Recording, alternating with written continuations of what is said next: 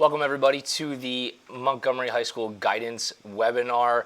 College is just around the corner, so where do we begin? I am Keith Glock, along with me is Matt Pogue. Matt, how are you, buddy? I'm good. We actually feel like we know what we're doing for once. I think so. We joke around all the time about some of the things that we do well and some of the things that we need to work on. And throughout the years now, this is year 13 for me here at Montgomery, and this college process and refining it and tweaking it over the years. At this point, we really feel like this is a thing that we have a pretty decent handle on.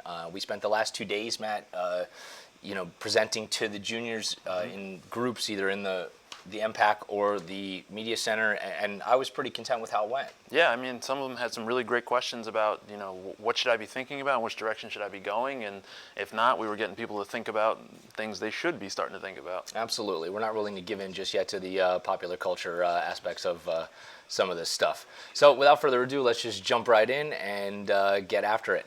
So the title of our presentation is College is Just Ahead, Where Do I Begin? And one of the questions that we had posed to the students was, well, it really wasn't a question, it was just a concern that we had, was that, we wanted to make sure that we were not, our concerns were not falling on deaf ears, insofar as we're very aware, we're hyper aware as counselors, especially in this department, to the pressures that exist in their worlds, because we would stand up in front of them and say, hey, college is more than just a name. It is, where is the best fit for you? And what does that mean? It means a lot of different things that we're going to get to in this presentation. But, we just outwardly stated to the juniors, we are aware of what's going on in your lives. And we want to make sure that you know that we know that. Because we want to be able to be seen as a resource and somebody that they can bounce these things off of. So I think it went a long way in kind of producing what we wanted it to produce.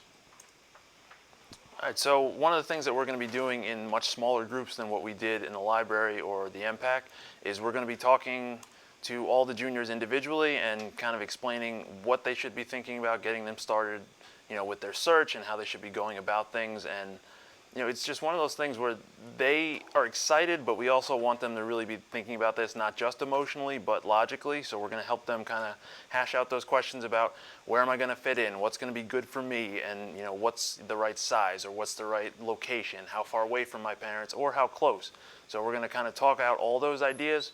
And another thing that we're going to be doing is just making sure that they talk to other people, but asking the right questions. So, I mean, Keith and I told a story of my experience in California when I went to college and the things that I thought about, and it sounded great on the surface when he just said, how was it? And I said, great.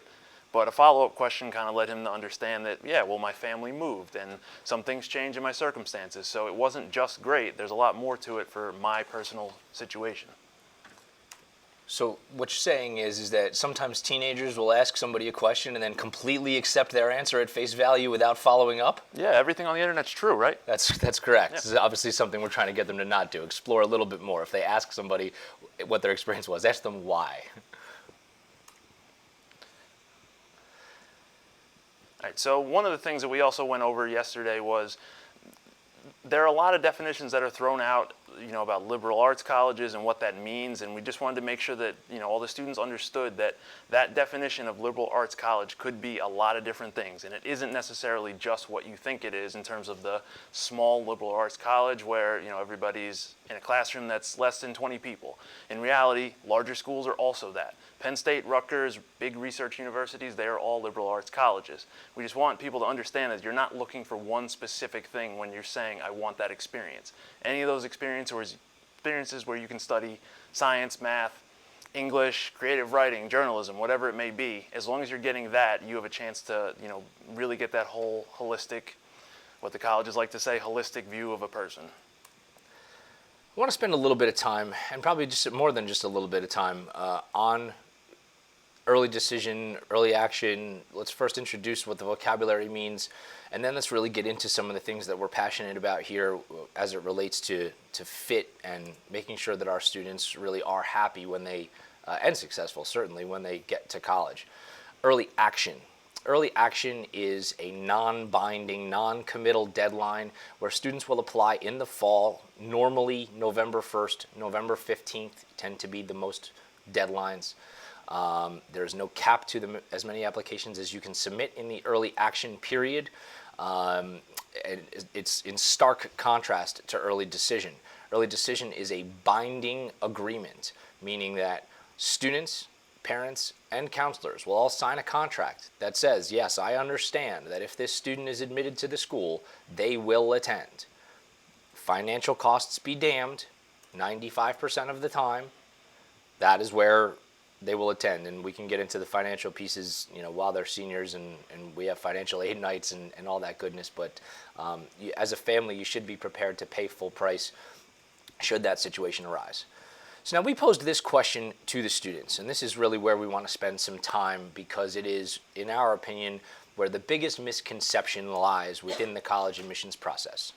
Is there an admissions advantage to applying to a school early decision? Essentially, we're asking, is it easier to get into a school in the early decision period than during either early action, regular decision, all those decision deadlines combined? So when you go on college visits, you're going to hear this said to you by college representatives. It could even be like an assistant dean or associate dean of admissions. They're going to say to you, it is to your advantage to apply early decision to our school. And then they are going to go on and they are going to quote some things like saying admissions rates skyrocket. And then you are going to go online and research this, and you're going to find out that that is a true statement. That in the regular or overall admission rate at a particular college may be a very low number. And then when you look at the early decision admittance rate, it might even be double what that overall admittance rate is. So if you were to just accept that statistic on the surface, because it logically would make sense to you to say, like, holy cow, they're just accepting way more students in the early decision period, it's easier for me to get in. You can't be a victim of that general thinking. Our student and family populations here are far too intelligent to just accept that fact as real. Even though it is a true statistic, you have to ask why. You can't accept that simple answer, and I'm going to tell you why. So the first thing that you're going to do is you're going to ask, are the admissions standards lower in the early decision period? Of course they are not lower in the early decision period. The admission standard is the admission standard.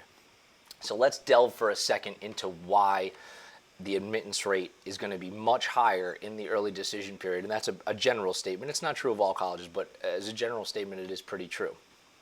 The first reason is that in the early decision period, there is a very large group of 100% admittance rate applicants. All of the recruited athletes who have already been offered scholarships, many have signed national letters of intent already, which bind the school to accept and provide that student with the funding athletically that they have promised them. All those students are applying in the early decision period. They're getting in, 100% of them. There are many colleges around the country where children of faculty members are guaranteed admission into that college or university. Those students are early decision students. They are 100% admit applicant students. And another thing that we know to be true is that, and this is kind of like these two things piggyback off of each other. The first is that the applicant pool is smaller, but the applicant pool is also largely a very qualified applicant pool. It is not a bunch of students who have very little chance statistically of being admitted to the school who apply during that period. So we have a smaller group of students who are all really, really qualified. And then when you factor in those 100% admit rate students, it's actually a quite competitive situation in the early decision period. So it is not easier to get in the early decision period compared to the overall admittance rate. It's just not. Why are they pushing this? There's a very simple reason. Yield. Yield is describing the actual number of students who, after they are accepted, actually attend the university, who is matriculating there. For a college to be able to land on the number of incoming freshmen that they need is very, very important. And here's why. show you some numbers. This is a true number statement from 2018 regarding Lehigh. $50,740 was the cost of attendance. Hypothetically, I have no idea how many students Lehigh needs in their freshman class, but I picked 2,000 because it's a round enough number. If the yield for Lehigh is 100 students low, it's 100 times $50,740. They're already operating at nearly a $6 million budgetary deficit if they do not get to 2,000 students. If they get too many students in their yield, 2,100 students, that would be 100 more students than they planned for in terms of sleeping arrangements. Now they need to come up with something else. Many times colleges and universities are forced to rent out floors of a hotel room. That is obviously at a cost to them. We are not talking, because everything is, yes, we're trying to educate the children in the collegiate level, but you guys are also dollar signs to these colleges and universities. It is about money, make no doubt about it. So in order to get to that 2,000 number as closely and as quickly as they can, they are driving up those early decision, or attempting to drive up those early decision applicants so that within the people that they know they're going to select, how many really, really, really qualified students can we take? And then there may be some very other similar students to the ones that were just accepted that then will get pushed into the regular applicant pool by deferral. Now in the regular applicant pool, that college has a much, much stronger applicant pool to choose from, and that is how they can raise the academic reputation of the school. So qualified applicants in the early D pool translate to qualified applicants in the regular decision pool, translates to higher academic standards, translates to higher reputation of school. It's all about money in that situation. So now finally, and I know I've been talking for a long time on this topic, but we generally feel this is very important. How do schools with these admittance rates, which are very, very, very low, keep those admittance rates so low if we've already talked about the fact that generally the applicant pool is largely a qualified one? So obviously you need more applicants. Something very rational and normal that we can all understand is the first time that one of your children took a standardized test from College Board or ACT, all of a sudden magically in your emails and in your mailboxes started coming all of this junk mail from colleges, and quote unquote junk mail. How did all of these colleges get your information? They purchased it. They purchased it from the companies which administered your tests. So now a lot of the colleges and universities with these very low acceptance rates will ask those testing companies to target and sell them the testing scores for a set of students which are very good students, but perhaps they are just one octave below the normal admission standard for that particular college or university. Then that college targets that specific student population, hopefully driving up the number of applicants within that academic area, knowing that they will be able to reject largely the entire group of that population, therefore lowering their admittance rate. It is some dirty business, and it's not something that people talk about very often. But we are in the business here of making sure that you guys are smart consumers of this entire process. So Matt, one of the things that we asked the kids was, what do you think the most important factor that should be deciding for you about where to go to school? And they largely threw out there that, and this was summarily over 7 blocks, that it was the strength of the program to which I'm applying. And yeah. I mean, they're not wrong. That's a very important factor, but when we use the phrase most important, that's something that they may want to rethink, only because I'm a perfect example of someone that I went in picking business as my major. And I said, that's my major, I'm going to be in business my whole life, that's my decision, I'm 18, I know what I'm doing. And then, lo and behold, about 1 semester later, different major. So I picked a school based on a major, and now I'm not even really there for that major. Depending on the number that you look at, we did some additional research yesterday and found a couple of different places that I don't know which of these I trust more or less. Between 30 and 80% of students change their major at least once. It's a huge, huge number. Huge number.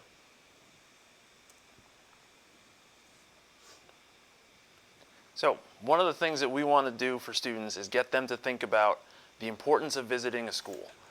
Visiting a school is one of the most important things that you can do because you're going to get a sense of what is this actually like for me.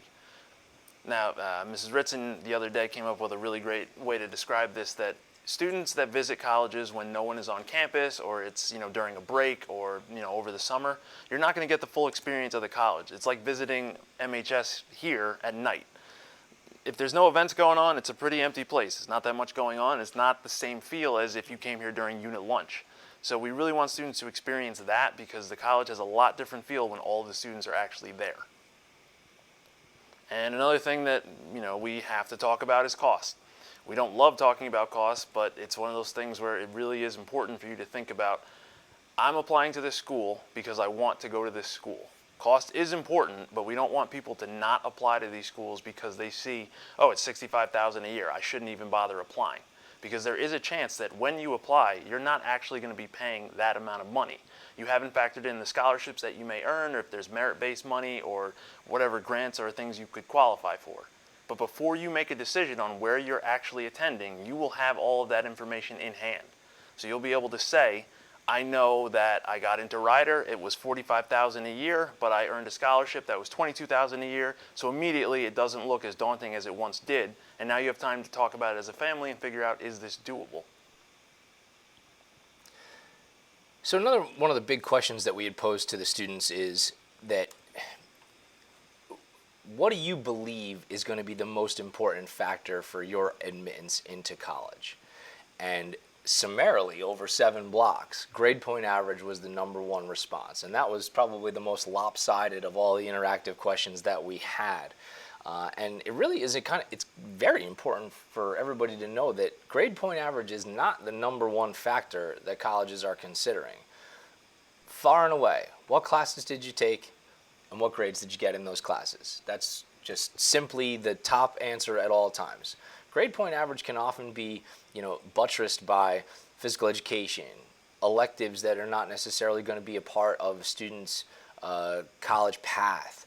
And many times, though they're never going to admit this, or most won't admit this anyway, they're going to recalculate grade point average and only include core classes. So grade point average, overall, as we might know it here, we usually say it falls either to second or third down on that list between SAT score and grade point average, depending on the size of the school. Larger the school, usually the more important the standardized testing is, because colleges need a way to standardize those numbers across the nation rather than maybe just a little bit more of a targeted population that they're usually getting. There's certainly other factors to consider. When we talk about what our college is looking for, they're looking for that essay and writing sample, counselor and teacher recommendations. Those items are a little bit farther down, the scale for sure. And we also kind of made a point to the students that the colleges are not verifying anywhere where their extracurricular activities are coming from. And it got a little bit of a groan from some of the students because they're wondering why we've been, kind of forcing them in some cases to really kind of be involved in some things that they're passionate about. And where we definitely know that comes in is in that college essay. The students don't have as much perspective on life as we do as adults, obviously with the simple explanation because they haven't been alive on this earth long enough. So pushing them into those extracurricular activities and learning how to be a part of a group and be successful are all the kinds of things that we know that they can write about in a really successful college essay. There's another very important part in our opinion, about this college process, and that's taking ownership of the process.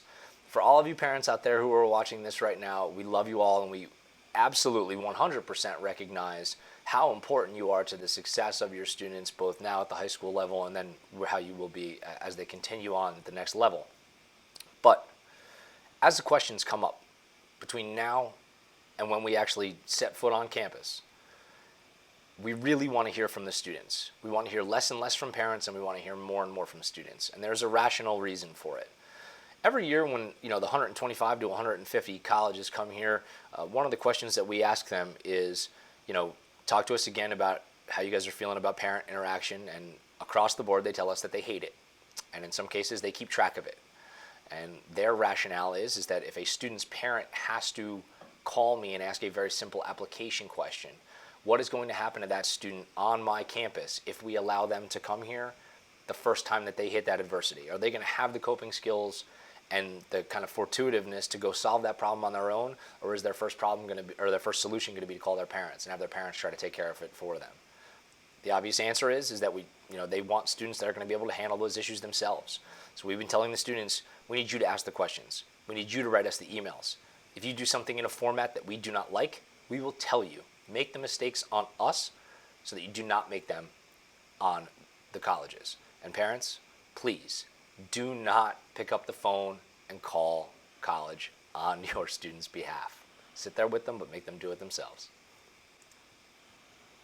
All right, so one of the things that's coming up, especially during junior year, is standardized testing. It's something that most people are going to go through. Most people already possibly have taken it, or they've at least taken a PSAT by now. So one of the things that we want students to start thinking about is, when can I time this out? When am I going to study? And all of those great things. So in an ideal world, we're telling students you don't really need to be taking this until March, April of your junior year. You're not behind if you haven't done it yet, and if you have, sure, you're ahead. But we want students to have a sense of where they are going into that summer so that when they look at the schools, they know, where do I stand versus some of these other places. So the registration info is something that we just want you to know. I mean, we posted this for the students so they'll be able to see it, but you're going to register on SAT or College Board for your SAT and ACT.org for the ACT. Now, subject tests are something that we hear a lot of, and it's one of those topics that we hear the students kind of passing around rumors about. Some students think that they need to take this no matter what. No matter where I'm applying, I need to be taking these tests. When the reality is, there are only a handful of schools in the country that are going to require this as part of your application. But students think that, oh, it's a leg up, I need to do this. Now, if you're someone that is going to one of these high-level schools or wants to, then yes, you might have to take this. But go to the school's website, look into it, see if it's really a requirement or if it's just something that you heard from someone else that, I have to do that. Because in reality, you may not need to. And another thing that comes up is prep. And for whatever reason, I'm not really sure, but students seem to think that if it's free, it's not good. And I don't really know where that came from.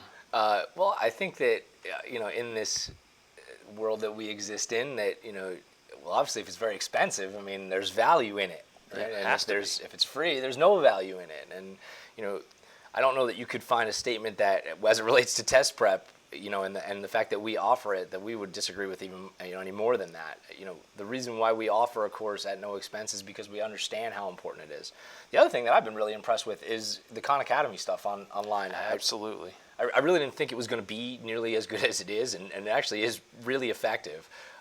So have your children spend some time on that Khan Academy stuff. Tuesdays and Thursdays after school, just like after school help, there is free standardized testing prep. 1 critical reading, 1 math. It began the first week of school. It ends the last week of school. It is not a schedule-based thing. It is a drop-in, and the teacher will help the students and meet them kind of where they are in their prep process. It's one of the most underutilized things that we offer here at Montgomery. 100%. So what we understand is that this whole process for us will start through Naviance. Students should know how to get into Naviance. If they do not, they can come see us, obviously. There's a whole bunch of stuff that we can do in Naviance. It begins with a college search. That's just the tip of the iceberg. We'll load up their colleges I'm thinking about, which is a section within their own individual profile.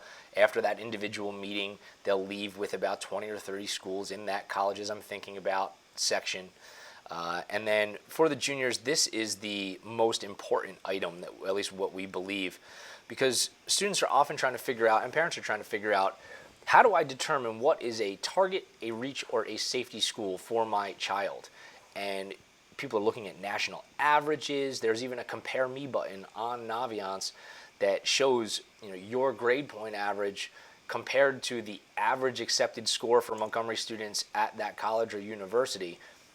And I really don't even like that as a means of comparison, because average on itself is a bad means of comparison, because you have outliers, either on the positive or the negative, pulling that average up or down. And if you were to click on a school like Rutgers, for example, I believe the accepted grade point average is much, much higher than where we typically see students from Montgomery being accepted into Rutgers.